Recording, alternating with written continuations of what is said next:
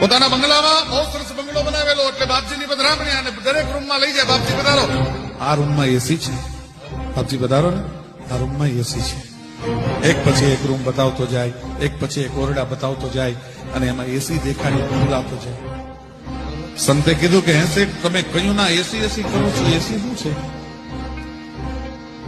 બહુ સંત ભોળા કે બાપજી બંગલો ઠંડુ કરવાનું મશીન છે, અને ચાલુ કરીએ ને એટલે રૂમ ટાઢો થઈ જાય, ઠંડો થઈ જાય. એમ બહુ સરસ.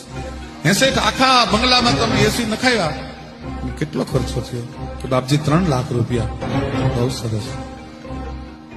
હે શેઠ તમે એસી ચાલુ કરો, તમારો બંગલો ટાઢો કરો, અને પછી તમે તમારા ઓરડામાં સુવો તો તમને નીંદર આવે છે? શેઠે કીધું નીંદર નથી આવતી. આ દેશનો સંત બહુ સારું બોલ્યો છે કે કોડા 3 લાખ રૂપિયા ખર્ચીના બંગલાના પાણા ટાઢા